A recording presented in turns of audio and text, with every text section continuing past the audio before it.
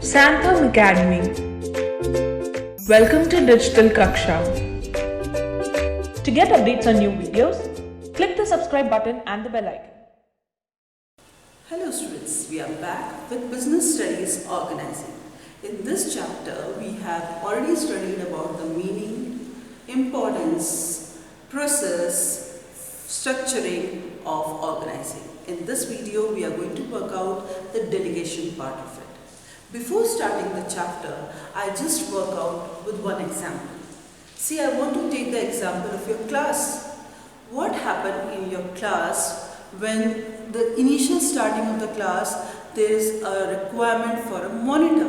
Now, who is that monitor? Monitor is a person to whom teacher trusts, and the work that is being actually the work of a teacher that is being performed on behalf of a teacher by a monitor, taking care of the class in the absence of a teacher. Yes, what is this? Actually, the work of the teacher is being worked by the monitor. On behalf of him, he is being given certain authority, certain responsibility to perform that action. Now, this act is actually the delegation. So, we are going to now start the meaning of delegation. Delegation is the act of assigning the formal authority. See, in this example itself, I have given that the teacher is giving the authority to a monitor that you take care of logbook. You are going to do few of the work that is being required in the class in the absence of the teacher. See, teacher also has to take multiple classes, but few of the things has to be done in a regular form, filling the logbooks and all. So that part is taken care by the monitor, maintaining discipline, taking care of any grievances if there is any, informing to the teacher. This all thing is being done by the monitor. So here the authority is given, a bit of authority is given, and responsibility for completion of specific action. See, all the work is not given, only the specific work, a routine nature work is being given by the superior to the subordinate. Are you getting it? So here, according to the work, the authority and the responsibility is given to the subordinate by the superior. See, now coming to the part of organizing. In organization, what happened? The manager is filled with multiple work.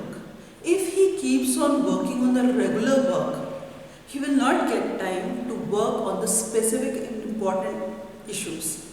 So to work on specific and important issues, it becomes necessary for him to get his regular work done by someone else.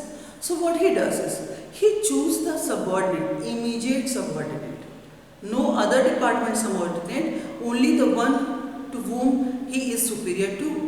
So he is going to, the immediate subordinate will be appointed by him, to whom he has trust also that he is going to do the work properly. Right? So he appoints that subordinate and assigns him the task. See, this is my regular work. You do it on behalf of me. You have this authority, a particular limit to it, and this is your responsibility to complete that task. So here the delegation means actually passing on of the work from superior to the subordinate. See, basically, when I am talking about delegation, there are three elements of delegation. That is authority, responsibility and accountability. When I am saying authority, what is the meaning of authority? Authority means power to take decision, power to make the work done. Now, when the superior is assigning the work to subordinate, he has to share this authority of taking the decision.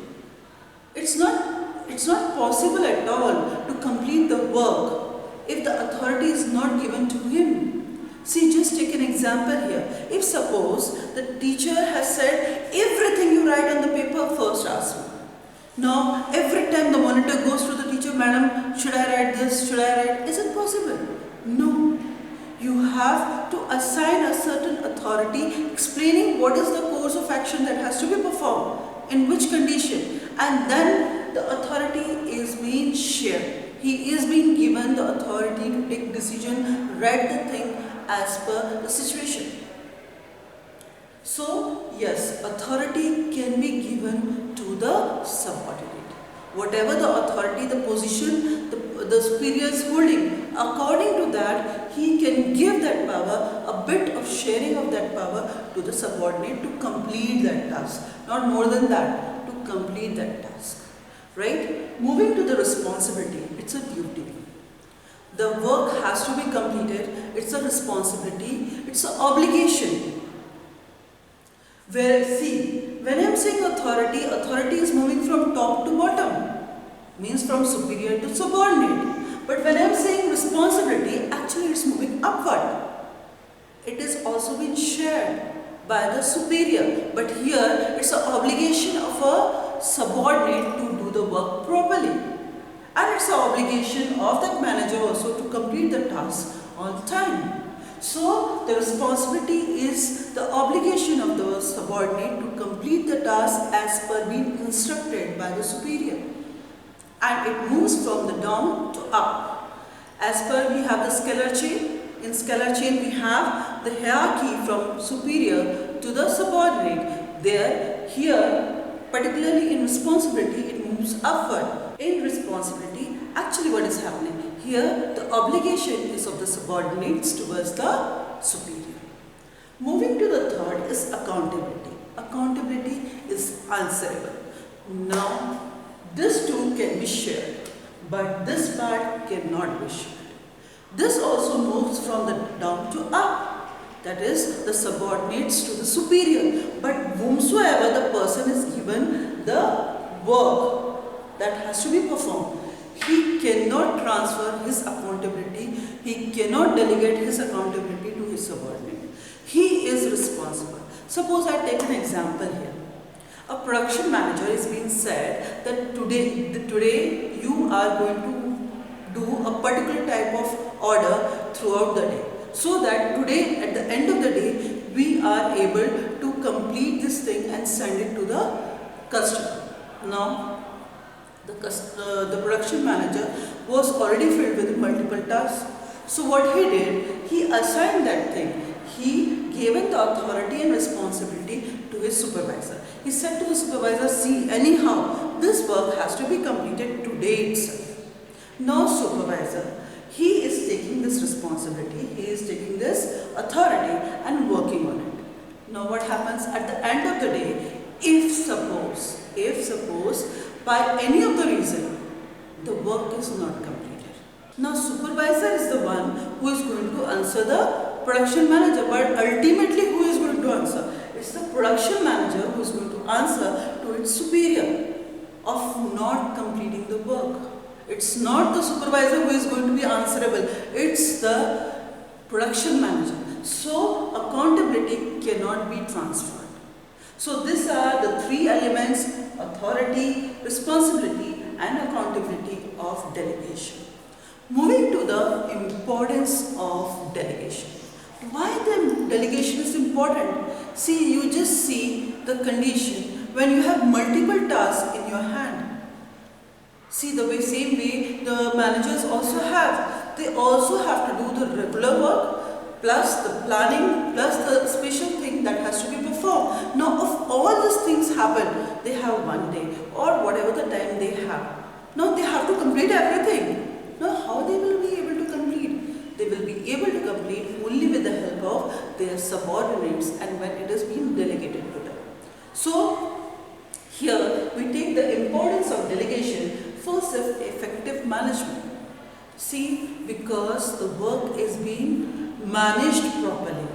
See, important work will be done by the superior, like planning or taking care of special situations, whereas the regular work is being taken care by the subordinate. So what happened? The things are completed on time and it is very effectively managed. There is no extra cost or time involved in it. The things are completed without the extra cost, without the extra time. That is beneficial for an organization. Moving to the next, motivates the employees. See, you know it very well when the teachers appoint you as a monitor. How you feel? Wow! feeling proud, you get motivated. Same is with the employees. When they are being chosen by the superior for certain work, they also get motivated. See, I am the one to whom they have the trust. I am going to perform. Now that motivation makes that person do better. Right? So it motivates the employees, it motivates the subordinates when they are being given the work of a manager. Are you getting me? They are not holding the position of a manager, but still they are getting the chance to do it. So they get motivated. Development of employees. See, now the manager work is being done by the subordinate. Now he is also learning what is being done at the managerial level. He is getting developed. His skill are getting developed. He is improving day by day because of the work of his superior. He is getting the chance to learn the things, to become more developed, skilled. This developments results in promotion for the subordinates. See, ultimately there can be a chance of multiple branches or promotions. In that case, the people who are working properly in the organization as a subordinate get better chance to get promoted. Then better coordination. See, the superior and the subordinates have a proper coordination with them and they are able to complete the task on time. There is a mutual understanding that is automatically created because of the authority, responsibility and accountability. The mutual understanding that is being created creates an environment, very healthy environment, and that coordination helps the organization to achieve the target. Ultimately, the achievement of target is there. So, better coordination is being created because of the delegation. The subordinates also feel, yes, the superior is having trust on us. We have to maintain that trust, right? So, facilitation of growth. What happens if the organization is having the delegation done by the superior towards the subordinate and the things are being completed on time? See, just now when I said there is less of cost, less of time, but the completion of work is there. What will happen? The organization will turn up into a more profitable organization, more powerful organization, and that is actually going to facilitate the growth in organization. So, with this, I suppose you have understood the meaning of delegation. In the next video, we are going to study about the decentralization and the difference between decentralization and delegation. Thank you for watching the video. Thanks for watching. If you like this video, make sure to like, share and subscribe for more.